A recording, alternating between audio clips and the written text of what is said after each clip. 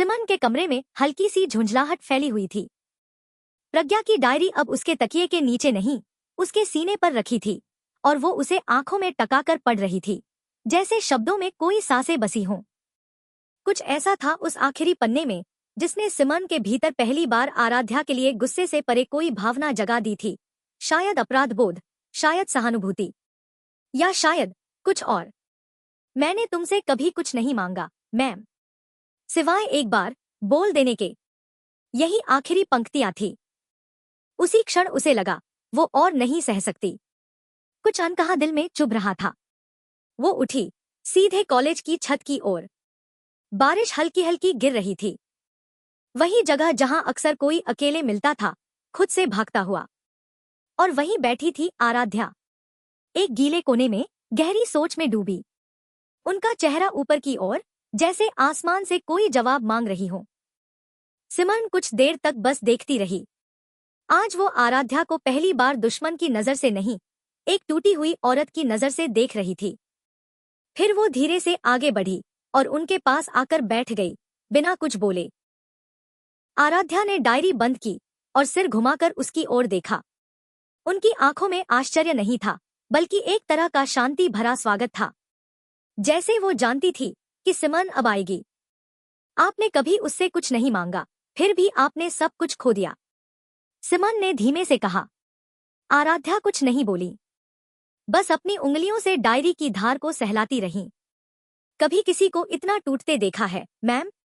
हाँ, हर सुबह आईने में। सिमन की सांसें कांपी। उस सन्नाटे में कुछ कांप गया।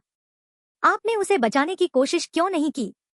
मैंने की थी, पर जब पूरा सिस्टम ही किसी के खिलाफ हो तो सच्चाई चीखती नहीं, वो दब जाती है दीवारों के पीछे। बारिश अब तेज हो चली थी। सिमन का चेहरा पूरी तरह भीग चुका था, पर अब वो उठी नहीं। आराध्या ने चुपचाप अपना दुपट्टा उसकी ओर बढ़ाया। सिमन ने उसे लिया नहीं, बल्कि वो और पास खिसक आई। अब दोनों इतनी पास थी कि सांसें एक दूसरे की गर्मी महसूस कर सकती थी। सिमन की उंगलियां आराध्या की हथेलियों से छू गई, अनजाने में नहीं, जानबूझकर। पहली बार स्पर्श में रुकावट नहीं थी, बल्कि एक धीमी अनुमति थी। आप जब खामोश होती हैं, तब आपकी सांसें ज्यादा बोलती हैं, सिमन फुसफुसाई। आराध्या का चेहरा हल्का झुका और दोनों की आंखें एक सीध में मिली। कुछ पल जहां हर शिकायत, हर दूरी, हर संदेह थम गया। सिमन ने अपना माथा आराध्या के कंधे से टिका दिया। आराध्या की उंगलियां उसकी पीठ पर ठहर गईं। धीरे से, जैसे किसी पुराने जख्म को फिर से महसूस करने की हिम्मत जुटाई जा रही हो। तुम मुझे क्यों नहीं नफरत करती अब? आराध्या ने पूछा। क्योंकि अब मैं आपको समझने लगी हूं, और जिससे समझ हो जाए उससे नफरत कहां टिकती है। एक लंबी चुप्पी। फिर अचानक सिमन ने अपना चेहरा ऊपर उठाया और आराध्या की ठोड़ी थामी। अगर मैं अब भी कुछ न पूछूं और बस तुम्हें देखती रहूं, तो क्या तुम भी डरोगी नहीं? आराध्या की पलकों में कुछ कांपा और फिर उन्होंने आंखें बंद कर ली। सिमन ने अपने होंठ उसके माथे पर रख दिए, धीमे, सम्मान के साथ, लेकिन कांपती आग के जैसे।